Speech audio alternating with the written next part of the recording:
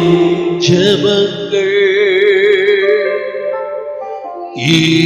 ஏற்றுக்கொள்ளும் ஐயா. மாலை பனி போல கைகளை உயர்த்தினேனையா.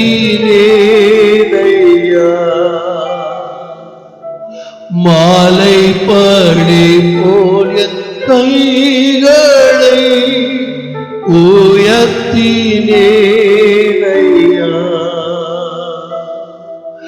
உம்மை நோக்கி கதறுகிறே, விரைவாய் உதவி செய்யோ. உம்மை நோக்கி கதறுகிறே, விரைவாய் உதவி செய்யோ. தூபம் போலின் ஜெபங்கள்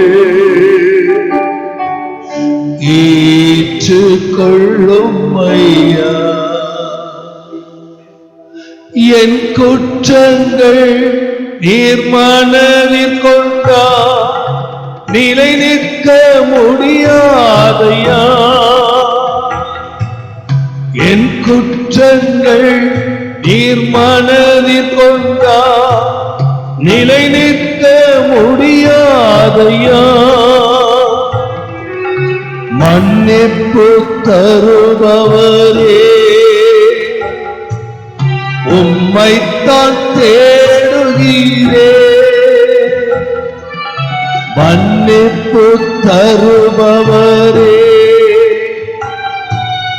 உம்மைத்தான் தேடுகிறே. உம்மை நோக்கி கதறுகிறே, விரைவாய் உதவி செய்யோ. உம்மை நோக்கி கதறுகிறே, விரைவாய் உதவி செய்யோ. தூபம் போலின் ஜெபங்கள்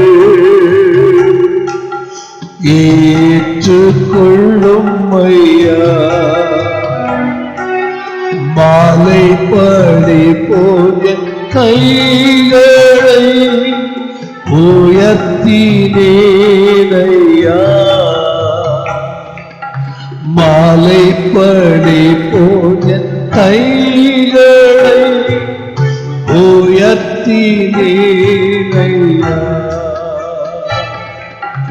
உம்மை நோக்கி கதறுகிறே, விரைவாய் உதவி செய்யோ. உம்மை நோக்கி கதறுகிறே, விரைவாய் உதவி செய்யோ. விடியலுக்காய் காத்து நிற்கும் காவலனை பார்க்கிறோ.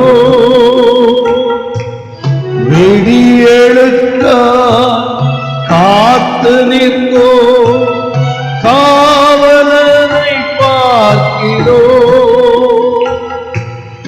என் நெஞ்சம் ஆர்வமுடன் உமக்காயே துதையா. என் நெஞ்சம் ஆர்வமுடன் உமக்காயே துதையா. உம்மை நோக்கி கதறுகிறே, விரைவாய் உதவி செய்யோ. உம்மை நோக்கி கதறுகிறே, விரைவாய் உதவி செய்யோ. தூபம் போலின் ஜெபங்கள் ஏற்றுக்கொள்ளும் ஐயா. மாலை பனி போல கைகளை உயர்த்தினேனையா. மாலை பனி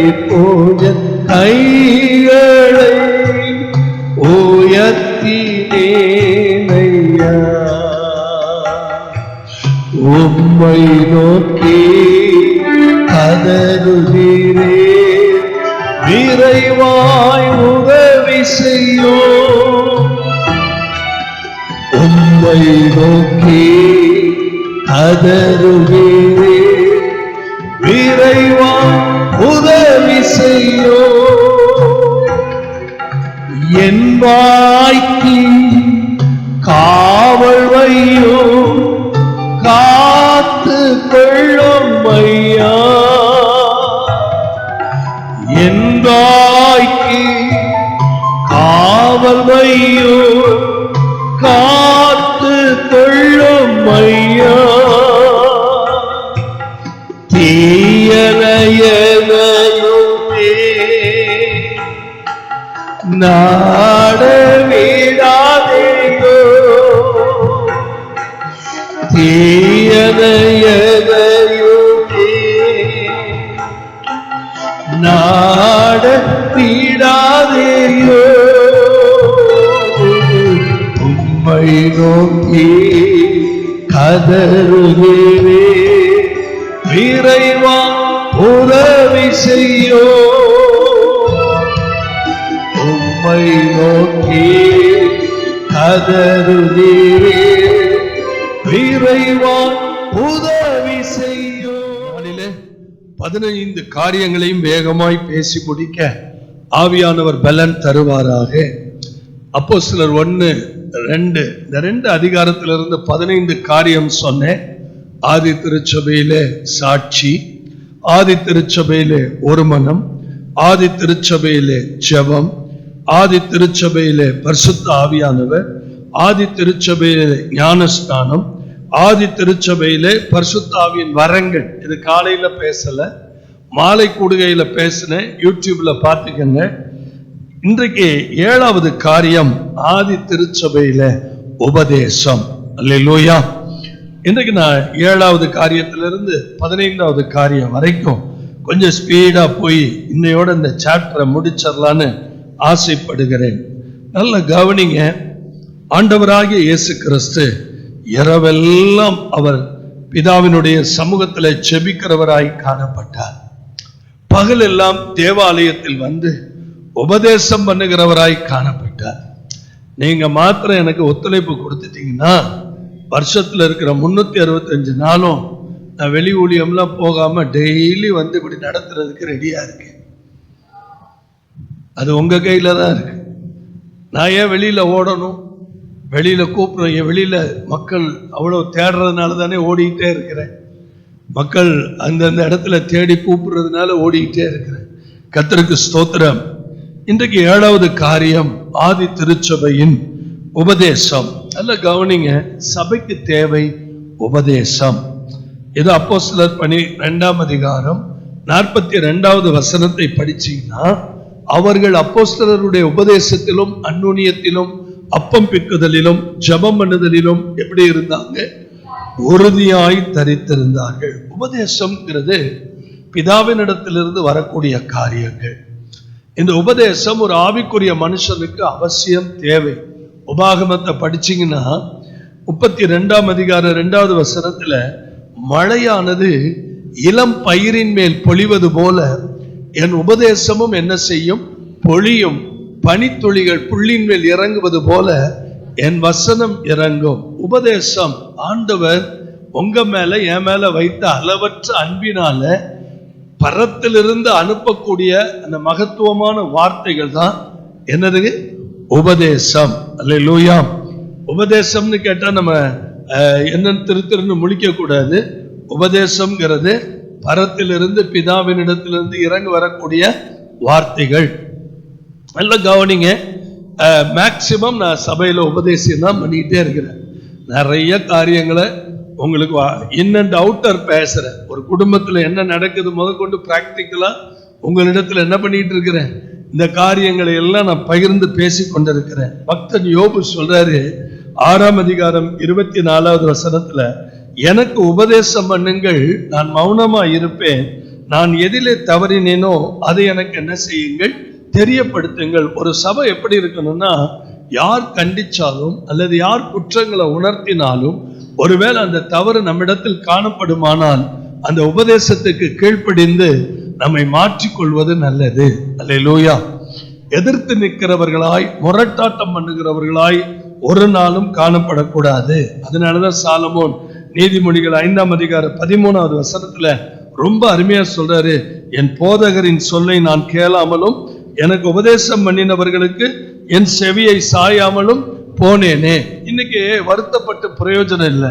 சபைக்குள்ள பல நாட்களாக, பல வருடங்களாக குழந்தை பிராயத்திலிருந்து நம்ம சபையில வளர்ந்த பிள்ளைகள் எனக்கு தெரியும். குழந்தையிலிருந்து பிறந்து நான் தூக்கி பிரதிஷ்டை பண்ணி இந்த சபையிலேயே வளர்ந்து கல்யாணம் வரைக்கும் பண்ணி வைத்தது எல்லாம் நீங்க பார்த்துக்கிட்டு தான் இருக்கிறீங்க. ஆனால் ஏன் ஒவ்வொரு பிள்ளைகளுடைய வாழ்க்கையிலும் இந்த போதனைகளை ஒழுங்காய் கேட்டு போதகருடைய வார்த்தைக்கு மரியாதை கொடுத்து இந்த உபதேசங்களுக்கு ஒழுங்கா செவிசாய்த்திருந்தால் அவர்கள் வாழ்க்கை எத்தனை அருமையா இருந்திருக்கும், எவ்வளவு நன்மையாய் முடிந்திருக்கும், ஒவ்வொரு குடும்பமும் எவ்வளவு செழிப்பா இருந்திருக்கும். இன்னைக்கு நம்முடைய வாழ்க்கையில ஒரு மோனோடரா சபைக்கு ஏதோ ஒரு பிரசன்ட் பண்ற மாதிரி வர்றோம். ஆனா அந்த உபவாச நாட்கள் என்னால மறக்க முடியாது. உண்மையாகவே ஒரு தாகத்தோடும் ஏக்கத்தோடும் இது ஆரம்பித்த நாள் முதற்கொண்டு இன்னைக்கு வரைக்கும் ரொம்ப மகிமையா போயிட்டு இருக்குது. கர்த்தர் நல்லவர். அல்லேலூயா. போதகருடைய வார்த்தையை மதிக்கணும், போதகருடைய வார்த்தைக்கு கீழ்ப்படியும். அவர் நமக்கு தெரிஞ்சவர் தானே, அவர் உள்ளூர்காரர் தானே, அவர் இங்க தானே குடியிருக்கிறாரு, அவர் என்ன அவரை பத்தி நமக்கு தெரியாதா? இப்படிலாம் நம்ம அசட்டை பண்ணும்போது என்ன நடக்குது? நம்ம ஆவிக்குரிய வாழ்க்கையில பலவீனம் அடைகிறோம், பலவீனப்படுகிறோம். எவ்வளவு அருமையா யோபு சொல்றாரு, எனக்கு உபதேசம் பண்ணுங்க, நான் மௌனமா இருப்பேன், அதை கேட்பேன், அதை கேட்டிய வாழ்க்கையை அழகுபடுத்துவேன்கிற நீதிமொழிகள் 9ஆம் அதிகாரம் 9வது வசனத்துல படிக்கும் போது, ஞானம் உள்ளவர்களுக்கு நீ என்ன பண்ணு, போதகம் பண்ணு. அவர்கள் எதுல தேருவாங்க? ஞானத்தில் தேருவாங்க. நீதிமானுக்கு உபதேசம் பண்ணு, அவர்கள் எதுல விருத்தி அடைவாங்க? அறிவில் விருத்தி அடைவாங்க. பாருங்க, எல்லாரிடத்திலையும் எல்லா விஷயங்களையும் என்ன பண்ண முடியாது, பேச முடியாது. நேற்றுக்கு என்னோட தொலைபேசியில சென்னையில இருந்து ஒரு பெரிய தேவ மனிதன் பேசினார். அவர் பேசி ஓன்னு அழுதுட்டார், பயங்கரமா அழுதுட்டு எனக்காக ஜெபம் பண்ணுங்கன்னா நான் ஜெபித்தேன். அவர் சொன்ன ஒரு வார்த்தை, நான் இவ்வளவு கான்ஃபிடென்சியலா உங்கள்கிட்ட பேசுறதுக்கு, நான் எல்லாத்தையும் இப்படி பேச முடியாது, உங்கள்கிட்ட இவ்வளவு கான்ஃபிடென்சியலா நான் பேசுறதுக்கு காரணம் நீங்க ஜெபிக்கிற மனுஷன், நீங்க எனக்கு அருமையா அந்த காரியத்தை. அவர் பெரியவர், அவரை மாதிரி ஜெபிக்க முடியாது. அவர் சொன்ன வார்த்தையை நான் சொல்றேன், ஞானம் உள்ளவனுக்கு போதகம் பண்ணு, அவன் எதுல தேருவான்? ஞானத்தில் தேருவான். இன்னைக்கு தயவு செய்து உங்க பிள்ளைங்களுக்கு, நம்ம பிள்ளைங்களுக்கு நிறைய காரியங்கள் உபதேசம் பண்ணணும். ஆமென். நான் கேத்தலிக்ல இருக்கும் போது கேட்டிசம் கிளாஸ்னு ஒரு கிளாஸே இருக்குது. உபதேசம், ஞான உபதேசம்னு ஒண்ணு இருக்குது. காலையில சர்ச்சுக்கு போவோம், மதியம் 4 மணிக்கு கேத்தலிக் சர்ச்சில் ஞான உபதேசம். பெஞ்சமின்னு சொல்லி ஒரு அருமையான மனிதர், மிலிட்டரியில இருந்து ரிட்டையர்ட் ஆகி வீட்டுல சின்ன ஒரு போஸ்ட் ஆபீஸ் வச்சுக்கிட்டு அந்த மனுஷனுடைய ஞான உபதேசத்துல தான் நான் இன்னைக்கு ஊழியக்காரன் தான் நிக்கிறேன். அடிக்கடி அவர் செயின்ட் பிரான்சிஸ் இந்த மாதிரி புனிதர்களுடைய புஸ்தகத்தை காட்டி நிறைய போதனைகளை பண்ணுவார். ஞாயிற்றுக்கிழமையில ஏதாவது பிள்ளைங்க சேட்டை பண்ணா அவர் பின்னாடி நிக்கிறதே தெரியாது, நறுக்குன்னு கொட்டுவார் தலையில. ஐயோ, உலக்கிறத வந்துடும், செத்தா அதோட அம்மானு பிடிச்சிட்டு உட்கார வேண்டியதுதான். அவரை பத்தியும் கவலைப்பட, எந்த பேரண்ட்ஸை பத்தியும் கவலைப்பட மாட்டேன். அப்படிலாம் நாங்க வளர்ந்ததுனாலதான் இன்னைக்கு ஒழுக்கம் உள்ளவர்களாக, இன்னைக்கு நாங்க உபதேசிக்கிறவர்களாக நிக்கிறோம். அல்லேலூயா, ஆமென். கர்த்தர் நல்லவர். அல்லேலூயா. பக்தன் தீர்க்கதரிசி ஏசாயா சொல்றாரு 29ஆம் அதிகாரம் 24வது வசனத்துல, வழுவி போகிற மனதை உடையவர்கள் புத்திமான்களாகி முறுமுறுக்கிறவர்கள் என்ன செய்ய வேண்டும்? உபதேசம். நிறைய பேருடைய மனது இன்னைக்கு எப்படி இருக்குது? ஒரு ஸ்டாண்டர்ட் இல்ல, ஒரு ஸ்டெட்ஃபாஸ்ட் ஸ்பிரிட் இல்ல, ஒரு நிலைவரமான செயல் இல்ல. காலையில தீர்மானம் எடுக்கிறாங்க, மத்தியான வழுவி போயிடுறாங்க. அல்லேலூயா. காலையில ஆண்டவரே நான் அப்படி ஜெபிப்பேன், இப்படி ஜெபிப்பேன், எப்படி பண்ணுவேன். தயவுசெய்து இந்த 31 ராத்திரிலாம் எதையாவது கொட்டிடாதீங்க ஆண்டவர்கிட்ட. 2 தீர்மானம் எடுத்தாலும் அதை ஒழுங்கா செய்வதற்கு பிரயாசப்படுங்க. அல்லேலூயா. ஆமா, ஏதாவது ஒரு சின்ன தீர்மானத்துல கொஞ்சத்துல உண்மையா இருங்க, அதிகத்துக்கு உங்களை அதிகாரியா கர்த்தர் மாற்றுவார். அல்லேலூயா. ஆகையினால் வழுவி போகிற இருதயம். சில பேருக்கு பாத்தீங்கன்னா இந்த ஆசை கட்டுப்படுத்தாத ஒரு ஆசை, வழி வீறுவாங்க. இந்த வழி வீறுறவங்க யாருன்னு கேட்டீங்கன்னா டபுள் மைண்டட் பர்சன். யாக்கோப்பு 1:8 யாக்கோப்பு 4:8 இருமனம் உள்ளவர்கள். இருமனம் உள்ளவர்கள் அவர்கள் எப்படி இருக்க மாட்டாங்க? தங்கள் வழிகளில் எல்லாம் எப்படி இருப்பாங்களா? நிலையற்றவர். கர்த்தருடைய பிள்ளைனா கர்த்தருடைய பிள்ளை மாதிரி நடக்கணும், கர்த்தருடைய பிள்ளை மாதிரி இருக்கணும், அதுல ஸ்டெடியா இருக்கணும். ஆமேன், ஆமேன். அப்புறம் மன்னிப்பு கேட்டுக்கலாம், இப்புறம் மன்னிப்பு கேட்டுக்கலாம், கர்த்தர் மன்னிச்சிருவார். அந்த சிந்தையே வரக்கூடாது, தெளிவா இருக்க வேண்டும். அதுதான் தேவனுக்கு பிரியமானது. முறுமுறுக்கிறவர்கள், மர்மரி, இது ஒரு மோசமான குணம். தேவ பிள்ளைகள்கிட்ட இருக்கக்கூடாத குணம். எந்த ஒரு கட்டத்திலையுமே நம்ம முறுமுறுக்க கூடாது, சாந்தமா இருக்கணும். அல்லேலூயா. எதையும் சகிக்கிற ஒரு தன்மை இருக்கணும். ஆமென் சொல்லுங்க. உண்மையாகவே என் வயசுக்கு நான் என்ன சொல்லி கொடுத்தாலும் இன்னைக்கு இருக்கிற சமுதாயத்தை பார்க்கிறேன், ஏட்டிக்கு பூட்டியாதான் வேலை செய்யறாங்க. எந்த வேலையுமே ஒரு தெளிவா செஞ்சதா சரித்திரமே கிடையாது. நான் ஒண்ணு சொன்னா அவங்க ஒண்ணு செய்வாங்க, இல்லை நான் சொல்றத கூட ஒரு செகண்ட் ஞாபகத்துல வச்சுக்கக்கூடிய தன்மை இன்னைக்கு இருக்கிற தலைமுறைக்கு இல்ல. ஒரு பொருளோட இன்னொரு பொருளை வாங்கிட்டு வர சொன்னீங்கன்னா அவ்வளவுதான், கந்தரவ குலம் ஆகி போயிடும். ஆமா, ஒரே ஒரு காரியத்தை பலமுறை கேட்பாங்க. இன்னைக்கு இருக்கிற ரொம்ப கேவலம், பேப்பர்ல எழுதி கொடுக்குற அளவுக்கு நிலைமை இருக்கு. பேப்பர்ல எழுதி கொடுக்குற அளவுக்கு நிலைமை இருக்கு. என்ன படிக்கிறாங்க, என்ன பண்றாங்க, எல்லாம் பெரிய பெரிய படிப்பு படிக்கிறாங்க, ஆனா ஒரு காரியத்தை சரியா செய்ய அவங்களுக்கு தெரியல. முறுமுறுக்கிறவர்களுக்கு தேவை என்னது? உபதேசம். அல்லேலூயா. முறுமுறுக்கிறவர்கள் எதை கற்றுக்கொள்வார்கள்? உபதேசத்தை கற்றுக்கொள்வார்கள். அல்லேலூயா. மார்க்கு சுவிசேஷத்துல 13ஆம் அதிகாரத்துல 54வது வசனத்துல ஆண்டவராகிய இயேசு கிறிஸ்து தாம் வளர்ந்த ஊர் எது? இயேசு கிறிஸ்து வளர்ந்த ஊர் எது? அதெல்லாம் எங்களுக்கு எப்படி பிரதர் தெரியும்? அவர் எங்கேயோ வளர்ந்தார். நாசரேத்தூர்ல இருந்து நன்மை வருமானம் பைபிள்ல இருக்கா? யோவான் 1ஆம் அதிகாரத்துல படிக்கிறோமா? கர்த்தருக்கு ஸ்தோத்திரம். அப்ப தாம் வளர்ந்த ஊரிலே வந்து அவர்களுடைய ஜெப ஆலயத்திலே அவர்களுக்கு என்ன பண்ணார்? உபதேசம் பண்ணினார். எல்லாரும் கவனிக்கணும். ஏசப்பா சின்ன வயது, 30 வயதுல தான் ஒரு பேப்டிஸ்ட் எடுக்கிறாரு, ஊழியத்துக்கு வர்றாரு. 3.5 வயசு, 33 வயசுல அருமையா உபதேசம் பண்றார். அவருடைய உபதேசத்தை கேட்டு அதிகாரிகள், பரிசேயர்கள் எல்லாரும் நடுங்கிறாங்க. அல்லேலூயா. ஆமென் சொல்லுங்க. கர்த்தர் நல்லவர். அப்ப அவர்கள் ஆச்சரியப்பட்டு இந்த ஞானமும் இந்த பலத்த செய்கையும் எப்படி வந்தது ஆச்சரியப்படுறாங்க. இவங்க அம்மா சாதாரண ஆள் தானே, நமக்கு தெரியுமே. இவங்க அப்பா ஒரு தச்சு வேலை பார்க்கிறவர் தானே, இவருக்கு எப்படி இந்த ஞானம் வந்தது? அவங்களுக்கு தெரியல. அவங்க தேவகுமாரன் என்ன பையன் நம்பல, விசுவசிக்கல. இன்னைக்கு வரைக்கும் யூதர்களுடைய மனமாற்றத்துக்காக நம்ம ஜெபிக்கிறோம், எருசலேம் சமாதானத்துக்காக ஜெபிக்கிறோம், யூதர்களுடைய ரட்சிப்புக்காக ஜெபிக்கிறோம். அப்போஸ்தலனாகிய பவுல் கூட நிருபத்தில் எழுதி வச்சுட்டு போயிட்டாரு. என்ன எழுதினாரு? இந்த இஸ்ரவேல் இவர்கள் எல்லாம் ரட்சிக்கப்பட வேண்டும், அதுவே என்னுடைய இருதயத்தின் பாரமா இருக்குதுங்கிற. அல்லேலூயா. ஆண்டவருடைய பரிசுத்த நாம மகிமைப்படட்டும். மத்தேயு 21ஆம் அதிகாரம் 23வது வசனத்துல இயேசு தேவாலயத்துல வந்து உபதேசம் பண்ணுகையில் பிரதான ஆசாரியரும் ஜனத்தின் மூப்பரும் அவரிடத்தில் வந்து, எந்த அதிகாரத்தினால் இவைகளை எல்லாம் நீர் செய்கிறீர்? இப்படி கிட்டத்தட்ட கணக்கற்ற வசனங்கள் இந்த உபதேசத்தை பத்தி இருக்கு. உபதேசத்தை பத்தியே ஒரு 10 பக்கத்துக்கு மேல இருக்குது. சோ இந்த உபதேசத்தை பத்தி நான் ஓரளவுக்கு உங்களுக்கு நான் சொல்லியிருக்கிறேன். முக்கியமா நான் சொல்ற ஒரு காரியம், லூக்கா 21:37 பாத்தீங்கன்னா, பகற்காலங்களில் தேவாலயத்தில் இயேசு கிறிஸ்து என்ன செய்தார்? உபதேசம் பண்ணி கொண்டிருந்து ராக்காலங்களில் வெளியே போய் ஒளிவமனை எழப்பட்ட மலையிலே இயேசு கிறிஸ்து என்ன செய்தார்? தங்கி வந்தார். கைகளை உயர்த்தி ஒரு அல்லேலூயா சொல்லுவோமா?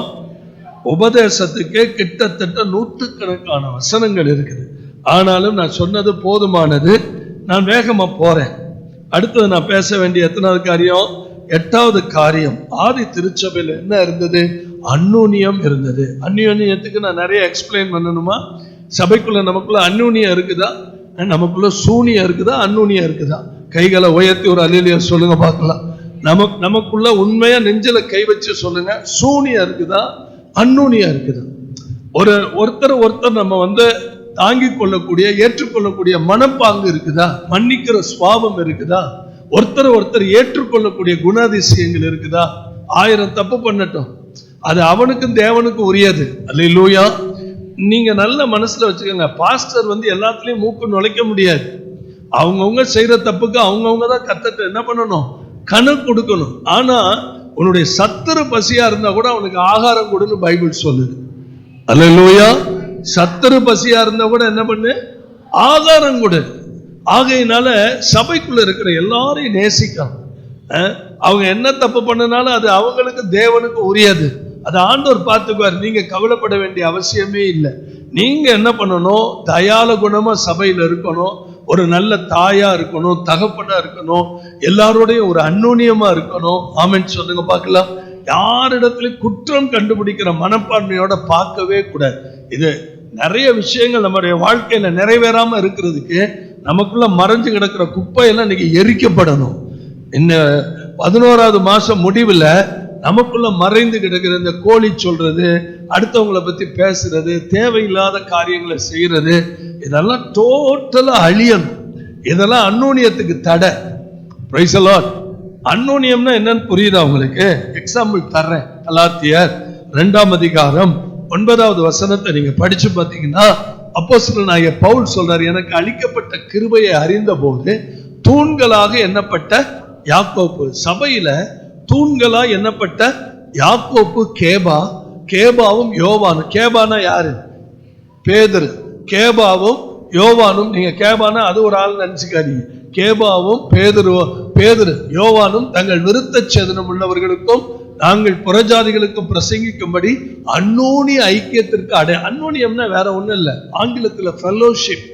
ஃபெல்லோஷிப், எல்லாரோடையும் அன்பா இருக்கணும், எல்லாரோடையும் பேசணும். பிடிச்சவங்களோட மாத்திரம் போய் அப்படியே ஒட்டிக்கிட்டு இருக்க கூடாது. பிடிச்சவங்களோட மாத்திரம் போய் ஸ்தோத்திரம்னு சொல்லக்கூடாது. நம்ம மனசாட்சியை தொட்டு சொல்லுங்க, இந்த சபைக்குள்ள எத்தனை வருஷமா வந்துட்டு இருக்கிறீங்க? இது வரைக்கும் பார்க்காதவங்களை போய் பார்க்குறீங்களா? பேசாதவங்கள்ட்ட பேசுறீங்களா? இது வரைக்கும் பழகாதவங்கள்ட்ட பழகுறீங்களா? ஒரு முறையாவது பழகாதவங்கள்ட்ட போய் ஸ்தோத்திரம் பண்ணி இருக்கிறீங்களா? மனம் திருந்துங்க. இந்த விஷயத்துல திருந்தியே ஆகணும். அல்லேலூயா. அந்யோன்யம். இப்ப என்கிட்ட எல்லாரும் வர்றாங்க. எப்படி வர்றாங்க? அது மாதிரி தானே நீங்களும். இப்ப என்கிட்ட எல்லாரும் வர்றாங்க, எல்லாரும் பேசுறாங்க, எல்லாரும் அன்பா இருக்கிறாங்க, எல்லாரும் அவங்க என்கிட்ட சொல்றாங்க. ஆண்கள்னா ஒரு 25% அப்படியே பார்த்தீங்கன்னா வருவாங்க போவாங்க, அப்படி இருப்பாங்க. நமக்கு தெரியும் அவர்களுக்கும் ஆண்டவர்களுக்கும் நெருக்கம் இல்லைங்கிறது தெரியும். ஆனாலும் கம்யூனியன் கொடுத்து முடிச்சோன்னு நில்லியான்னு பிடிச்சி கையை பிடிச்சி இழுப்பேன். ஆமென் சொல்லுங்க. நான் முரட்டுத்தனமான பாஸ்டர்ஸ்களையே கையை பிடிச்சி இழுத்து பிரைஸ் லார்ட் சொல்ற ஆள். இந்த ஃபெல்லோஷிப்பை நம்ம விரும்பணும். ஆமென் சொல்லுங்க. அசிங்கப்படுத்துவாங்க, ஆனா ஒண்ணு, நம்ம இருதயம் தேவனுடைய இருதயத்தை போல இருக்கணும். அல்லேலூயா. கைகளை உயர்த்தி ஒரு ஆமென் சொல்லுங்க பார்க்கலாம். நல்ல கவனிங்க. இந்த அந்யோன்யம் என்ன அருமையா சொல்லியிருப்பாருங்க. அந்யோன்ய ஐக்கியத்திற்கு அடையாளமாக எனக்கும் பர்னபாவுக்கும் வலது கை கொடுத்து, ஸ்தோத்திரம் சொல்லுங்க. உங்களை பிடிக்காதவங்கள டப்புன்னு வலது கையை கொடுங்க. அந்த அந்யோன்யத்தை விரும்புங்க, இந்த ஐக்கியத்தை விரும்புங்க. அல்லேலூயா. உங்களை வெறுக்கிற ஆளை ஸ்தோத்திரம் சிஸ்டர்னு கையை பிடிங்க. அது வலது கையை பிடிக்கணும்னு தான் சொல்லுது பாருங்க. வலது கையை கொடுத்து ஆமென் சொல்லுங்க. இன்னொரு காரியம் சொல்ற, ரோமர் 14ஆம் அதிகாரம் 19ஆம் வசனத்தை படிக்கும் போது, ஆனபடியால் சமாதானத்துக்கு அடுத்தவைகளையும் அந்யோன்ய பக்தி விருத்திக்கு உண்டானவைகளையும் நாடக்கடவோம். ஒரு காரியத்தை செய்ய அந்யோன்யம் வரணும்னா நமக்குள்ள அந்த பக்தி விருத்திக்கு ஏதுவான காரியங்கள் இருக்கணும். 2 பேரை பார்க்கும்போது வசனத்தை குறித்து பேசணும், உபதேசத்தை குறித்து பேசணும், நல்ல ஆவிக்குரிய புத்தகத்தை குறித்து பேசணும், ஆலோசனைகளை குறித்து பேசணும். அல்லேலூயா. பிலம்போன்ல 1ஆம் அதிகாரம் 6வது வசனத்தை படிக்கும் போது, என் ஜெபங்களில் உங்களை நினைத்து எப்பொழுதும் நான் தேவனுக்கு என்ன பண்றேன், ஸ்தோத்திரம் செலுத்துகிறேங்கிற. எப்போதும் நான் தேவனுக்கு என்ன பண்றேன், ஸ்தோத்திரம் செலுத்தி உங்களில் பிலமோன் 1:6 உங்களில் உள்ள சகல நன்மைகளும் தெரியப்படுகிறதினாலே உம்முடைய விசுவாசத்தின் அந்யோன்யம். பாத்தீங்களா? எதனுடைய அந்யோன்யம்? பக்தி விருத்தியின் அந்யோன்யம், விசுவாசத்தின் அந்யோன்யம். வலது கையை கொடுத்து அவர்களோடு என்ன செய்ய வேண்டும்? அந்யோன்யம். எப்படியாவது கர்த்தருக்கு ஸ்தோத்திரம். ஆமென். உங்களில் உள்ள சகல நன்மைகளும் தெரியப்படுகிறதினாலே உம்முடைய விசுவாசத்தின் அந்யோன்யம். ரொம்ப இம்பார்ட்டன்ட். அந்யோன்யம். 9வது காரியத்துக்கு போறேன். ஆதி திருச்சபையில அற்புதங்களும் அடையாளங்களும் நடந்தது. கைகளை உயர்த்தி ஒரு அல்லேலூயா சொல்லுங்க பார்க்கலாம். இதனால எல்லாருக்கும் என்ன வந்தது? பயம் வந்தது.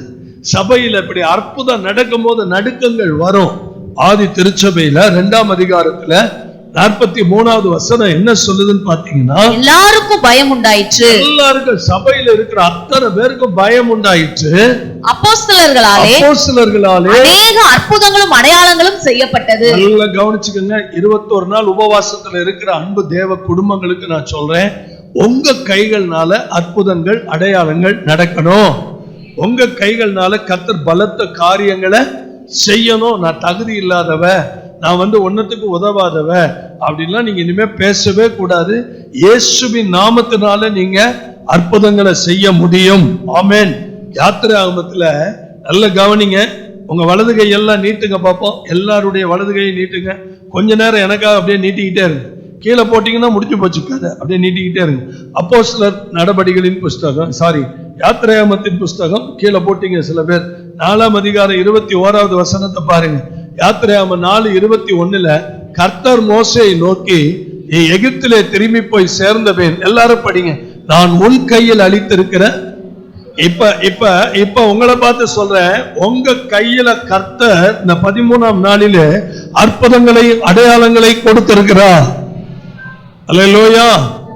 உங்க பைபிளை அண்டர்லைன் பண்ணுங்க. உங்க வீட்டுல இருக்கும் போது, சமைக்கும் போது நீங்க சாதாரணமான ஆட்களை நினைக்க கூட. இங்க பாருங்களேன், ஒரு டீச்சர்னா உங்களுக்குள்ள மனசுல என்ன தோணுது? எல்லாரும் என்ன பாருங்க, ஒரு டீச்சர்னா உங்க மனசுல என்ன தோணுது? எனி டைம் பாத்தீங்கன்னா நான் டீச்சர் அப்படிங்கிற என்ன இருக்குதா? ஒரு அதிகாரின்னு வரும்போது உங்க மனசுல என்ன தோணுது? ஒரு அதிகாரின்னு வரும்போது சொல்லுங்க, வாயை திறந்து சொல்லுங்க. நான் ஒரு அதிகாரி மாதிரி இருக்கிறீங்களா? நீங்க ஒரு பிரின்சிபால்னு சொல்லும் போது எப்படி இருக்குது? நல்ல கவனிய. மேன் ஆஃப் காட், கர்த்தருடைய ஸ்தானாதிபதி, கர்த்தருடைய ஊழியர், கர்த்தருடைய ஆள்னு சொன்ன நீங்க கர்த்தருடைய ஜனமா இருக்கிறது என்ன மாதிரியான ஒரு கௌரவத்துக்கு உரியது தெரியுமா? எவ்வளவு மேன்மைக்கு உரியது தெரியுமா? அப்ப நீங்க தைரியமா சொல்லணும், என் கைகள்ல கர்த்தர் என்ன வச்சிருக்கிறார்? அற்புதங்களை வச்சிருக்கிறார், அடையாளங்களை வச்சிருக்கிறார். அல்லேலூயா. நீங்க ஜெபிச்சு ஜெபிச்சு ஜெபிச்சு இவ்வளவு நாள் எங்க பிரதர் ஆபரேஷனுக்கே போக கூடாதுன்னு சொல்லி தானே 13 நாள் பாஸ்டிங்லேயே வந்துட்டு இருக்கிறேன். எப்பயோ நான் ஆபரேஷன் பண்ணி கிடக்க வேண்டியவன், வாக்குத்தத்த ஆராதனையில கூட உங்களோட இருக்க முடியாத சூழ்நிலை, கிறிஸ்துமஸ்க்கு வர முடியாத சூழ்நிலை. நீங்க ஜெபிச்சு ஜெபிச்சு என்ன தூக்கி நிறுத்திட்டீங்களே. அப்ப நீங்க பெரிய ஆளா, நான் பெரிய ஆளா? நீங்க தான் பெரிய ஆளு. கையை உயர்த்தி சத்தம் போட்டு ஒரு அல்லேலூயா சொல்லுங்க பார்க்கலாம். அப்ப வேத வசனம் என்ன சொல்லுது? இதே யாத்திரையாகமம் நல்ல கவனிங்க. 11ஆம் அதிகாரம் 9வது வசனத்துல சொல்லும் போது, எகிப்திலே, நல்ல கவனிங்க, எகிப்து தேசத்திலே என் அற்புதங்கள் அநேகமாகும்படி. ஒண்ணு நல்ல கவனிங்க. கர்த்தர் மாத்திரம் நினைச்சிட்டாருன்னா, எல்லாரும் ஒரே ஒரு நிமிஷம் கவனிங்க. நீங்க நான் ஜெபிக்கலையே, நான் உபவாசிக்கலையே அப்படிலாம் நீங்க நினைக்காதீங்க. நீங்க ஜெபிக்கிறதுனால அற்புதம் நடக்கிறது இல்ல, நீங்க உபவாசிக்கிறதுனால அற்புதம் நடக்கிறது இல்ல. கர்த்தருக்கு அந்த இடத்துல உங்களை வச்சு ஏதோ பண்ணணும்னு முடிவு பண்ணிட்டாருன்னா உங்க கைகள்னால அற்புதங்கள் நடந்துகிட்டே இருக்கும். அல்லேலூயா. எத்தனையோ இடத்துல நான் வெறுமையா போய் நிற்கும் போது பயங்கரமான செயல்களை எல்லாம் பார்த்திருக்கிறேன். அது கர்த்தர் நம்மை கொண்டு செய்யணும்னு நினைச்சிட்டா தான் ஏதாவது பண்ணிடுவேன். கர்த்தருடைய செயல்கள் நம் கண்களுக்கு. தானியேல் புத்தகம் 4ஆம் அதிகாரம் 3வது வசனத்தை படிக்கும் போது அங்கே தானியேல் காரியத்தை என்ன அருமையா எழுதியிருக்கிறார். அவருடைய அடையாளங்கள் எவ்வளவு மகத்துவமும், அவருடைய அற்புதங்கள் எவ்வளவு வல்லமையுமா இருக்கிறது. அவருடைய ராஜ்யம் நித்திய ராஜ்யம், அவருடைய ஆளுகை தலைமுறை. இதெல்லாம் மறக்கவே கூடாது. நீங்க இந்த வசனத்தெல்லாம் அடிக்கடி நீங்க அறிக்கை பண்ணணும். ஆண்டவர் உங்க கைகள்னால அற்புதங்களை செய்ய வல்லவர். நேரா 10வது பாயிண்ட்டுக்கு போறேன். கர்த்தர் நல்லவர்னு சொல்லுங்க. அல்லேலூயா. ஆதி திருச்சபையில எல்லாவற்றையும் பொதுவாய் அனுபவித்தார்கள்னு சொல்லி அப்போஸ்தலர் நடபடிகள் 2ஆம் அதிகாரம் 43வது வசனத்துல படிக்கிறோம். 2:43 என்ன படிக்கிறோம்? ஆதி விசுவாசிகள் எல்லாரும் ஒருமித்திருந்து சகலத்தை பொதுவாய் வைத்து அனுபவித்தார்கள். சகலத்தையும் என்ன பண்ணாங்க? 2:44 என்ன எழுதியிருக்குன்னா, சகலத்தையும் பொதுவாய் வைத்து என்ன பண்ணினாங்க? அனுபவித்தார்கள். பக்கத்துக்கு கை கொடுத்து சொல்லுங்க, பொதுவாய் வைத்து அனுபவித்தார்கள். ஒண்ணு இல்ல, ஆதி திருச்சபையை போல நம்ம இல்லைனாலும் ஃபாஸ்டிங் பிரேயர், குடும்ப ஆசீர்வாத கூட்டம், வர்ற கூட்டங்கள் எல்லாத்துலயும் நம்ம சமையல் பண்றோம். இந்த சமையல என்ன பண்ணணும், எல்லாரும் பொதுவா எல்லாருக்கும் ஒரே சாப்பாடு, யாருக்கும் வித்தியாசம் கிடையாது, பாகுபாடு கிடையாது. அதெல்லாம் நம்ம பொதுவாய் தான் அனுபவிக்கிறோம். ஆமென் சொல்லுங்க. அதே போல பொதுவாய் அனுபவிக்கிறதுல நான் சொல்லி கொடுக்க வேண்டிய முக்கியமான காரியம், சபையில நீங்க எல்லாரையும் கவனிக்கணும், எல்லாரோடையும் பழகணும், எல்லாரையும் விசாரிக்கணும். அதுல நலிந்து போன, உடைந்து போன, எழுந்திருக்க முடியாம, வாழ்க்கையை கட்ட முடியாம, வறுமையில, தரித்திரத்துல, பலவீனத்துல, சோர்வுல, உபாதையில இருக்கிற குடும்பங்களை நீங்க தட்டி எழுப்பி உங்களால முடிந்த அளவுக்கு அவங்களை என்கரேஜ் பண்ணி, உங்களுக்கு கர்த்தர் கொடுத்திருக்கிறதுல அல்லது சர்ப்ளஸ்ல அல்லது உங்களுக்கு தேவைக்கு மிகுந்து இருக்கிற காரியத்துல அவங்களுக்கு ஏதாவது ஒரு காரியத்தை செய்து அவர்களை தூக்கி விடணும். அல்லேலூயா. கைகளை உயர்த்தி ஒரு ஆமென் சொல்லுங்க பார்க்கலாம். உங்க கையில அற்புதங்கள்னு சொன்னேன். ஆமென். உங்க கையில நீங்க எல்லாரும் பொதுவா வைத்து அனுபவிக்கணும். இந்த அனுபவிக்கிறதுங்கிறத புரிஞ்சுக்கிட்டவங்க ஒரு அல்லேலூயா சொல்லுங்க. அதை இங்க பாருங்க, பவுல் சொல்வாரு 1 கொரிந்தியர் 6:12, எல்லாவற்றையும் அனுபவிக்க எனக்கு என்ன உண்டு? எல்லாரும் சொல்லுங்க, எல்லாவற்றையும் அனுபவிக்க எனக்கு அதிகாரம் உண்டு. ஆனா எல்லாம் நமக்கு தகுதியா. என்கிட்ட வந்து நியூ இயர் முடிஞ்சு கேட்பாங்க, சில பேர் வந்து கேட்பாங்க, ஏன்பது இன்னைக்கு கூட அந்த வெள்ளை சட்டை கருப்பு பேண்ட் தானா அப்படின்னு கேட்பாங்க. இல்ல எதுக்கு அப்படி கேட்குறீங்க? இல்ல என் பிள்ளைங்க எல்லாம் கேட்கறாங்க, இன்னைக்கு கூட மாமா ஏதாவது போட்டு வரக்கூடாதா, ஆள் சூப்பரா வரக்கூடாது, எதை வேணாலும் போடலாம், ஆனா எல்லாம் தகுதியாயிராது, சத்தம் வரலையே. அதாவது பவுலுடைய குணம், பவுல் பெரிய கோடீஸ்வரன், பவுல் பெரிய ஆளு. அவர் சொல்றாரு எல்லாவற்றையும் அனுபவிக்க எனக்கு வந்து தகுதி இருக்கு, ஆனா தகுதியா இராது, எனக்கு அது தேவையில்லை. நான் ஒண்ணுக்கு என்ன பண்ண மாட்டேன், அடிமைப்பட மாட்டேன். நான் இப்படிதான் வாழ்வேன், இதுதான் சாப்பிடுவேன், இத்தனை மணிக்கு எனக்கு இதை கொண்டு வரணும், மத்தியானம் இந்த சாப்பாடு வேணும்னு 36 வருஷம் ஊழியத்துல எங்கேயுமே சொன்னதில்லை. அதனாலதான் எல்லாரும் என்னை நேசிக்கிறாங்க. என்ன கொடுத்தாலும் சாப்பிடுறாரியா, எங்க தங்க வச்சாலும் இருக்கிறாரியா, எப்படி இருந்தாலும் ஒரு பாட்டுக்கு இருக்கிறாரியா. அதான் வாழ்க்கை, அதான் ஊழியம். சத்தம் போட்டு ஒரு ஆமென் சொல்லுங்க. இன்னொரு வசனத்துல பவுல் இதே வசனம் சொல்வாரு பாருங்க, கொலேசியர் 2ஆம் அதிகாரம், மன்னிக்கணும் 1 கொரிந்தியர் 10ஆம் அதிகாரம் 23ஆம் வசனத்தை பாருங்க. 1 கொரிந்தியர் 10ஆம் அதிகாரம் 23ஆம் வசனம். எல்லாவற்றையும் அனுபவிக்க, இதே வசனம் திரும்ப வருது பாருங்க. எல்லாவற்றையும் அனுபவிக்க எனக்கு அதிகாரம் உண்டு, ஆகிலும் எல்லாம் எனக்கு எப்படி இருக்காது, எல்லாவற்றையும் அனுபவிக்க எனக்கு அதிகாரம் உண்டு, ஆகிலும் எல்லாவற்றையும் அனுபவிக்க எனக்கு அதிகாரம் உண்டு. அது எல்லாம் எனக்கு பக்தி விருத்தி என்ன பண்ணாரு. ஒரு ரகசியத்தை சொல்றேன், நம்முடைய பக்தி விருத்தியை உருகுலைக்கிற எந்த காரியமும் நமக்கு தேவையில்லை. அப்படி மனசுல வச்சுக்கங்க. என்னுடைய பக்தி விருத்தியை கெடுக்கிற, என்னடா பிரதர் எப்ப பார்த்தாலும் லிப்ஸ்டிக்ங்கிறாரு, எப்ப பார்த்தாலும் கண்மைங்கிறாரு. நான் என்ன சொல்றேன்னு கேட்டீங்கன்னா, சாதாரணமா இருந்தீங்கன்னா நீட்டா இருப்பீங்க பாருங்க. அதுவும் இந்த கல்யாண நேரத்துல நீங்க பண்ற அலங்கோலம், அதுதான் மனசுக்கு ரொம்ப வேதனை. நல்லா இருக்கிற பிள்ளைங்க கூட இந்த கல்யாண கோலத்துல என்ன ஆயிருதுங்க, கேவலமா இருதுங்க. ஜோடிக்கிறேன். நீங்க ஒண்ணுமே இல்லை. கல்யாணத்தப்ப எப்போதும் இருக்கிற மாதிரி ஒரு மணப்பெண் தன் ஆபரணங்களை மறப்பாளோன்னு தானே கேட்டார், லிப்ஸ்டிக்கை மறப்பாளோன்னு கேட்டாரு. ஒரு மணப்பெண் தன் போர்வையை மறப்பாளோன்னு தானே கேட்டாரு, அதான் முக்காடு. வேற எதையும் வந்து கண்ணுமை போடாம வந்தியான கேட்டாரு, அதெல்லாம் ஒண்ணுமே கேட்கல. நீங்க இயல்பா இருந்த அழகா நல்ல ஒரு கேர்ளை வந்து நின்று பாருங்க, சூப்பர்வா இருப்பீங்க, சத்தமே வர மாட்டேங்க. உங்களை சொல்லல, கல்யாணம் பண்ண போறவங்களை சொல்ல. அந்த கல்யாண கோலத்துல பார்த்தா ஐயோ கருமாந்திரம், ஏற்கனவே சிகப்பு, இதுல வேற பட்டி எல்லாம் பார்த்து திருப்பி பெயிண்ட் அடிச்சு திருப்பி முகத்தெல்லாம் ஒரு இது பண்ணி அந்த அலங்கோலத்தை பார்க்கறதுக்கே கேவலமா கொண்டாந்து எங்கே நிப்பாட்டி வச்சிருவாங்க, மணவரையில நிப்பாட்டி. இதுல வீடியோ கேமரா வேற எடுப்பேன், ஈன்னு இருக்கும். அப்படியே பார்த்தீங்க. கர்த்தருக்கு ஸ்தோத்திரம். கையை உயர்த்தி ஒரு ஆமென் சொல்லுங்க. பிள்ளைங்க எல்லாம் ஜாக்கிரதையா இருங்க. எல்லாத்தையும் அனுபவிக்க எனக்கு அதிகாரம் உண்டுன்னு கண்ணாபின்னு தெரியக்கூடாது. அல்லேலூயா. இதெல்லாம் எனக்கு தகுதியாகிறாது. ஆமென். இதெல்லாம் எனக்கு வேண்டாம். உங்க செல்ஃப் டிசிப்ளின், உங்க செல்ஃப் லைஃபை காப்பாத்திக்கங்க. அல்லேலூயா சொல்லுங்க. யார் கூப்பிட்டாலும் சரி, சிஸ்டர் உங்களை நேசிக்கிறேன், உங்களை மதிக்கிறேன், ஆனா இதெல்லாம் நமக்கு என்ன ஆகாது, சரியா வராது. அவ்வளவு எங்க சிஸ்டர் அப்படிதான் பேசுவாங்க, இதெல்லாம் நமக்கு ஒத்து வராது, விட்டுருங்க, ஆளை விட்டுருங்க, இதெல்லாம் நமக்கு தேவையில்லை, விட்டுருங்க, கர்த்தர் நல்லவர்னு சொல்லுங்க. நேர 11வது காரியத்துக்கு போயிருவோம். 11வது காரியத்துல ஆதி திருச்சபையில அனுதினமும் எங்க இருந்தாங்கன்னு பைபிள் சொல்லுதுன்னா, தேவாலயத்துல தரித்திருந்தாங்க. கையை உயர்த்தி ஒரு அல்லேலூயா சொல்லுங்க. அப்போஸ்தலர் 2ஆம் அதிகாரம் 6வது வசனத்தை படிங்க பார்க்கலாம். அப்போஸ்தலர் 2ஆம் அதிகாரத்துல நான் தப்பா சொல்லிட்டனோ? அப்போஸ்தலர் 2ஆம் அவர்கள் ஒருமனப்பட்டு 1:14 என்ன எழுதியிருக்கு பாருங்க. 1:14 இவர்கள் எல்லாரும் ஸ்திரீகளோடும் இயேசுவின் தாயாகிய மரியாளோடும் அவருடைய சகோதரனும் கூட ஒருமனப்பட்டு ஜெபத்திலும் தரித்திருந்தார்கள். ஆதி திருச்சபையில 2:16 ஆலயத்திலே தரித்திருந்தார்கள் இருக்குமே. ஸ்தோத்திரம். சரி, 2:42 வாசிங்க. அப்போஸ்தலர் 2:42 படிங்க. அப்போஸ்தலருடைய உபதேசத்திலும் அந்யோன்யத்திலும் அப்பம் பிக்குதலிலும் ஜெபம் பண்ணுதலிலும் உறுதியா என்ன பண்ணாரு? தரித்திருந்தார்கள். ஆலயத்திலேயே நல்ல கவனிங்க. வீட்டுல தரித்திருந்தாங்க, ஆலயத்துல தரித்திருந்தாங்க. எத்தனாவது வசனம்? 46 படிமா. அவர்கள் ஒருமனப்பட்டவர்களாய் தேவாலயத்திலே அனுதினமும் தரித்திருந்து. இந்த வசனம் தான், தேவாலயத்துல அனுதினமும் தரித்திருந்து. இதைத்தான் நான் உங்கள்கிட்ட வந்த உடனே சொன்னேன். டெய்லி இப்படி எல்லாரும் சர்ச்சுக்கு வந்தா எவ்வளவு நல்லா இருக்கும்னு சொன்னேன். தேவாலயத்துல அனுதினமும் தரித்திருந்து வீடுகள் தோறும் அப்பம் பிட்டு மகிழ்ச்சியோடும் கபடமில்லாத இருதயத்தோடும் போஜனம் பண்ணி. நான் என்ன சொல்றேன், ஒரு வீட்டுல கூடும் போது கபடம் இல்லாம கூடுங்க. 10 பேர் கூடுற இடத்துல கபடம் இல்லாம கூடுங்க. 50 பேர் கூடுற இடத்துல கபடம் இல்லாம கூடுங்க. 1000 பேர் கூடுற இடத்துல கபடம் இல்லாம கூடு.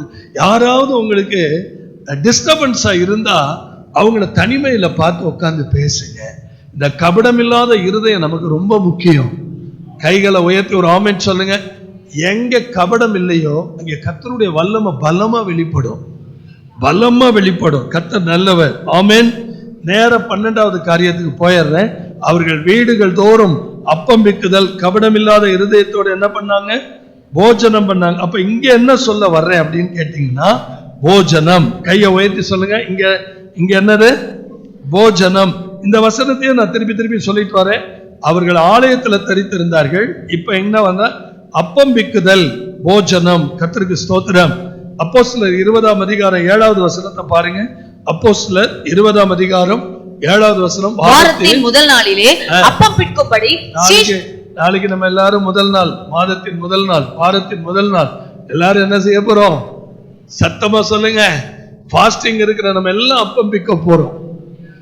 அப்பம் பிக்கும்படி சீஷர்கள் கூடி வந்திருக்கையில் பவுல் மறுநாளிலே புறப்பட வேண்டும் என்று அவர்களுடனே சம்பாஷித்து நடுராத்திரி மட்டும் பிரசங்கித்தான். நீங்க ரெடியா இருந்தா இத்தனை பிரசங்கம் வேணாலும் பண்ணலாம். அல்லேலூயா. பவுல்ட்ட தேடி ஓடி வந்தார். நடு ராத்திரி மட்டும் என்ன பண்ணிட்டு இருந்தாரு? பவுல்ட்ட போய் 2 மணி நேரம் ஆராதனை வைங்கன்னு யாரும் சொல்ல முடியாது. வெளியில ஓடிரும்பார், ஷார்ட்டே எடுத்துருவார். ஆமா, பவுல்ட்ட போய் யாரும் 1/2 மணி நேரம் ஜெபம் பண்ணுன்னா சொல்ல முடியாது. அவர் வந்தாருனாவே மணிக்கணக்கா ஓடிட்டு இருக்கும் வண்டி. அல்லேலூயா. 20:11 பாருங்க. அப்போஸ்தலர் 20:11 பின்பு ஏறி போய் அப்பம் பிட்டு புசித்து விடியற் காலம் அளவும் வெகு நேரம் பேசிக் கொண்டிருந்து. இதெல்லாம் தேவ பிள்ளைகளுக்கு ஒரு அருமையான அனுபவம். இதை என்ன விடிய காலம் வரைக்கும் என்ன பேச போறாங்க? ஊர்க்கதையவா? கர்த்தருடைய மகத்துவங்களை, ஆண்டவருடைய அற்புதங்களை, வசனங்களை, வியாக்கியானங்களை, கர்த்தரை குறிச்சு மட்டும் நம்ம பேச ஆரம்பிச்சோம்னு வைங்கள, நமக்கு நேரம் போறதே தெரியாது. அல்லேலூயா. இந்த சபையை பொறுத்த வரைக்கும் நான் உயிரையே கொடுத்திருக்கிறேன். பான பலியா நேரம் காலம் பார்க்காம மணிக்கணக்கா பேசி இருக்கிறேன். அது எல்லாம் கர்த்தர் அறிவார். அல்லேலூயா. ஆமா, அதனாலதான் என்ன எழுதுறாரு பவுல் 1 கொரிந்தியர் 10ஆம் அதிகாரத்துல 16வது வசனத்துல, நான் பிக்கிற அப்பம் எப்படிப்பட்டதா இருக்கிறது பாருங்க. ஆசீர்வதிக்கிற ஆசீர்வாதத்தின் பாத்திரம் கிறிஸ்துவினுடைய இரத்தத்தின் ஐக்கியமாய் இருக்கிறது அல்லவா? பிக்கிற அப்பம் கிறிஸ்துவினுடைய சரீரத்தின் ஐக்கியமாய் இருக்கிறது அல்லவா? நம்ம 4 தினத்துல அந்யோன்யமாய் ஐக்கியமாய் அப்பம் விட்டு ஒருமனமாய் எல்லாரையும் இருந்து பார்த்து அது போறது, நம்ம வீட்டுக்கு போறது எவ்வளவு சந்தோஷங்க.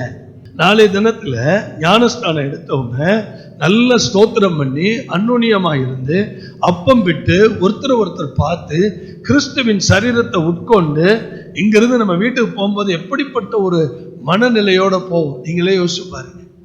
நம்ம இன்னைக்கு இவ்வளவு நல்லா இருக்கிறோம்ல, அது கர்த்தருடைய ஈவு தான். நான் அடிக்கடி நினைப்பேன், ஆண்டவரே இன்னைக்கு ஒரு ஏழைக்கு வீடாவே இல்லை. ஆண்டவரே இன்னைக்கு நிறைய பேர் ஒரு நாள் சாப்பிட்ற ஒரு மதிய வேலை வாங்குற பிரியாணி 1 மாதம் ஒரு ஏழையினுடைய சாப்பாட்டுக்காருக்கு. நீ ஒவ்வொரு காரியத்தை நீங்க கவனிச்சு பார்த்தீங்கன்னா, ஆண்டவரே நான் செய்யற ஆடம்பரம் எத்தனையோ பேருடைய வாழ்க்கையை கட்டி எழுப்பக்கூடியதா இருக்கு. தனிமையில் இதெல்லாம் நம்ம உணராத வரைக்கும் கர்த்தர் நமக்காக உதவி செய்ய போறதே கிடையாது. Praise the Lord. ஆமென். ஆசீர்வதிக்கிற ஆசீர்வாதம் ரொம்ப அழகா இருந்தது. கர்த்தர் நல்லவர். ஆசீர்வதிக்கிற ஆசீர்வாதம். ஒவ்வொரு வீட்டையும் ஆசீர்வதிக்கணும். ஒவ்வொரு வீடும் நல்லா இருக்கணும்னு நினைக்கணும். ஒவ்வொரு குடும்பமும் உயரணும்னு நினைக்கணும். ஒவ்வொரு குடும்பமும் மேன்மை அடையணும். எல்லா குடும்பத்திலையும் மன மகிழ்ச்சி இருக்கணும். அதுக்கு தான் இந்த அப்பம் விற்கிறோம். நம்ம ஒரே சரீரம், கிறிஸ்துவினுடைய சரீரத்தை நம்ம உண்கிறோம். அல்லேலூயா. இங்க சாதி இல்லை, இங்க வேற்றுமை இல்லை, இங்க நிறம் இனம் எதுவுமே கிடையாது. உண்மையாகவே சபை மாதிரி ஒரு சந்தோஷமான இடம் எதுவுமே இல்லை. கைகளை உயர்த்தி சத்தமா ஆமென். நேர 14வது காரியத்துக்கு நான் போறேன். ஆதி திருச்சபையை போல ஜனங்கள் எல்லாரிடத்திலும் என்ன செய்தார்கள்? தயவு பெற்று 13 மன்னிக்கணும். ஆதி திருச்சபையில பரவாயில்ல, வெரி குட், கரெக்டா இருக்கிறீங்க. தேவனை துதித்தார்கள். ஆதி திருச்சபையில தேவனை என்ன பண்ணாங்க? துதித்தாங்க. அப்போஸ்தலர் 2ஆம் அதிகாரம் 47ஆம் வசனம் பாருங்க. தேவனை துதித்து ஜனங்கள் எல்லாரிடத்திலும் தயவு பெற்றிருந்தார்கள். பாருங்க, தேவனை துதித்து ஜனங்கள் எல்லாரிடத்திலும் தயவு பெற்றிருந்தார்கள். ரட்சிக்கப்பட்டவர்களை கர்த்தர் அனுதினமும் என்ன பண்ணாரு? சபையில கொண்டு வந்து சேர்த்த. இப்ப நான் அந்த தேவனை துதிக்கிறதுக்கு ஒரு வசனம் தர்றேன். சங்கீதம் 33ஆம் சங்கீதம் 1 முதல் 3 வசனங்களை வேகமா படிங்கள. நீதிமான்களே கர்த்தருக்குள் களிகூருங்கள், துதி செய்வது செம்மையானவர்களுக்கு தகும். சூப்பரா இருக்குதா? நம்ம பாடலே இப்படி ஒரு பாடல் இருக்குது. துதிப்பதே இன்பமும் ஏற்றதுமாய், துதிப்பதே என்றும் செம்மையானவர்களுக்கு தகுதியே. நம்ம பாடல் ஒண்ணு. கர்த்தருக்கு ஸ்தோத்திரம். எபினேசர் அவங்க அம்மா வயிற்றுல இருக்கும்போது இந்த பாடல் பாடுனேன். அப்படியே கதறி கதறி ஆஸ்பத்திரிக்கு போறோம், பிள்ளை பிறக்க போதுன்னு நாங்க ஃபேமிலி ப்ரேயர் பண்ணிட்டு இருக்கோம். அப்ப வெடிச்சு வந்த பாட்டு தான் அந்த பாட்டு. கர்த்தர் நல்லவர். ஸ்தோத்திரம். சரி, அவருக்கு புதுப்பாட்டு. சுரமண்டலத்தினால் கர்த்தரை துதித்து 10 நரம்பு வீணையினாலும் அவருக்கு புதுப்பாட்டை பாடுங்கள். ஆனந்த சத்தத்தோடு வாத்தியங்களை அழகா பாடணும், அருமையா பாடணும், நேர்த்தியா பாடணும், கரெக்டா பாடணும், கருத்தா பாடணும். இதெல்லாம் ஆண்டவர் எதிர்பார்க்கிறார். பிரதர், நீங்க எப்படி வேணாலும் பாடலாம். நீங்க இப்ப இப்படிலாம் சொல்றீங்க. எப்படி வேணாலும் பாடலாம், பொறுத்துக்குவாரு. ஆனா நல்ல பாட தெரிஞ்சவங்க கண்ணாபின்னான்னு பாடக்கூடாது. கருத்தா தான் பாடணும், நேர்த்தியா தான் பாடணும். ஆமே, ஜெபத்தோட பாடணும். கர்த்தர் நல்லவர்னு சொல்லுங்க. 14வது காரியம், ஆதி திருச்சபையை போல ஜனங்கள் எல்லாரிடத்திலும் அவர்கள் என்ன செய்தார்கள்? தயவு பெற்றிருந்தார்கள். அப்போஸ்தலர் 2ஆம் அதிகாரம் 47வது வசனத்தை பாருங்க. தேவனை துதித்து ஜனங்கள் எல்லாரிடத்திலும். கண்டிப்பா லூக்கா புஸ்தகம் 2ஆம் அதிகாரம் 52வது வசனத்தை பாருங்க. இயேசுவானவர் ஞானத்திலும் வளர்த்தியிலும் தேவ கிருபையிலும் மனுஷர் தயவிலும் அதிகமாய் என்ன பண்ணாரு? அல்லேலூயா. கர்த்தருடைய பரிசுத்த நாமம் மகிமைப்படுவதாக. என்ன சந்தோஷமா ஒரு ஆமென் சொல்லுங்க. வேத புத்தகத்துல இந்த தயவுங்கிறதுக்கு சங்கீதம் 145:9 பாத்தீங்கன்னா, கர்த்தர் எல்லார் மேலும் எப்படிப்பட்டவர்? தயவு உள்ளவர். 2 கொரிந்தியர் 1:11 அநேகர் மூலமாய் எங்களுக்கு உண்டான தயவுக்காக அநேகரால் எங்கள் நிமித்தம் ஸ்தோத்திரங்கள் செலுத்தும் பொருட்டு விண்ணப்பத்தினால். அந்த ஒருத்தவங்கள்ட்ட நீங்க சொல்றீங்கல்ல, ஜெபம் பண்ணிக்கங்கன்னு, அது விண்ணப்பத்தினால் செய்கிற உதவிங்க. ஒருத்தவங்க ஒரு ஜெப குறிப்பு கொடுக்கும்போது அதை அலட்சியப்படுத்திடக்கூடாது. அது நம்ம அந்த குடும்பத்துக்கு செய்யற உதவி. அல்லேலூயா. அப்ப விண்ணப்பத்தினால் எங்களுக்கு என்ன பண்ணுங்க? உதவி செய்யுங்க. கர்த்தர் நல்லவர். கடைசியா 15வது காரியம், ஆதி திருச்சபையில ரட்சிக்கப்படுகிறவர்களை கர்த்தர் எங்க கொண்டு வந்து சேர்த்தார்? எல்லாரும் சந்தோஷமா ஒரு அல்லேலூயா சொல்லுங்க. ரட்சிக்கப்படுகிறவர்களை யார் கொண்டு வந்து சேர்த்தார்? நீங்க தைரியமா உங்க வீட்டுல இருக்கும்போது சொல்லணும், எனக்கு சொந்த வீடு இல்லைனாலும் பரவாயில்ல, வாடகை வீட்டுல நான் இருந்தாலும் பரவாயில்ல, எங்க அப்பா எனக்கு அசோக் நகர்ல ஒரு அருமையான வீடு வச்சிருக்கிறார். இன்னும் சத்தமே வரல. இந்த வீடு எனக்கு ஒரு உரிமை சொத்து. கையை உயர்த்தி ஒரு ஆமென் சொல்லுங்க. ரட்சிக்கப்படுகிறவர்களை கர்த்தர் அனுதினமும் எங்க கொண்டு வந்து சேர்த்தா? உங்களுக்கு இங்க பாருங்க, உங்களுக்கு ஸ்கூல்ல ஒருவேளை உங்க அம்மா அப்பா அட்மிஷன் போட்டிருப்பாங்க, ஆனா சபையில அட்மிஷன் போட்டது கர்த்தர். சத்தம் வரலையே. சபையில ரெஜிஸ்டர்ல எழுதி கையெழுத்து போட்டது கர்த்தர். ஆமென். அப்ப பாருங்க, அப்போஸ்தலர் நடபடிகள்ல 4ஆம் அதிகாரத்துல 4வது வசனத்துல, வசனத்தை கேட்டவர்களில் அநேகர் என்ன பண்ணாங்க? விசுவசித்தார்கள். அவர்கள் தொகை எவ்வளவா இருந்துச்சு? அடுத்த வருஷம் மட்டும் 3000 ரீச் பண்ணிட்டோம்னா அப்புறம் 26, 27 5000, 7000, 8000, 10,000 அப்படியே போயிட்டே இருக்கும். நம்ம போக வேண்டிய எல்லைக்கு போயிருவோம். கையை உயர்த்தி ஒரு ஆமென் சொல்லுங்க பார்க்கலாம். அதனால இயேசு கிறிஸ்து ஊழியம் செய்த நாட்கள்ல அவர் இருதயத்துல ஒரு பாரம் இருந்துச்சு. என்ன பாரம் இருந்துச்சுன்னா, யோவான் 10 சொல்வாரு, இன்னும் இந்த தொழுவத்துல இல்லாத ஆடுகள் எல்லாம் இங்க இருக்குது, வெளியில இருக்குன்னு யோவான் 10:16 சொல்வாரு. இந்த 10:16 அவருக்குள்ள இருந்த பாரம் அப்போஸ்தலர் பணி 2ஆம் அதிகாரம் 47 நிறைவேற்றிட்டார். உங்களுக்கு புரியுதா? யோவான் 10:16 அவருக்குள்ள இருந்த பாரம் என்ன? தொழுவத்துல இல்லாம வெளியில நிறைய ஆடு இருக்குன்னார். அந்த ஆடுகளை பூரா எங்க கொண்டு வந்து சேர்த்துட்டாரு? அப்போஸ்தலர் 2:47 சபையில கொண்டு வந்து சேர்த்துட்டார். நீங்களும் ஒரு ஆத்மாவை எங்க கொண்டு வந்து சேர்க்கணும்? சபையில கொண்டு வந்து சேர்க்கணும். ஆமென் சொல்லுங்க. தயவு செய்து திரும்ப திரும்ப திரும்ப திரும்ப சொல்றேன், சபை அது கர்த்தர் உங்களுக்கு கொடுத்த ஒரு உரிமை சொத்து. சபை கர்த்தருடைய வீடு. இது ஒரு ஜெப வீடு. இந்த வீட்டில் உங்களை மகிழ வைப்பார். இந்த வீட்டில் சகலமும் நீங்க கற்றுக்கொள்ளலாம். இந்த வீட்டில் தேவனுடைய ஆளுகை இருக்கும், அபிஷேகம் இருக்கும், கிருபை இருக்கும், ஞான வரங்கள் இருக்கும், தயவு இருக்கும். கர்த்தர் உங்களை தூக்கி விடுவார். ஆமென் சொல்லுங்க. சத்தமா ஆமென். ஆமென். எனக்கு தெரியாமையே, எனக்கு தெரியணும்னு அவசியமும் கிடையாது. எனக்கு தெரியாமையே ஒவ்வொருத்தரும் ஒவ்வொருத்தருக்கு எவ்வளவு உதவிகள் செய்யறாங்க. அதுக்காக நான் தேவனை ஸ்தோத்தரிக்கிறேன். ஆமென். எழுந்து நிற்போமா? எல்லாரும் எழுந்து நிற்கலாம். எல்லாரும் எழுந்து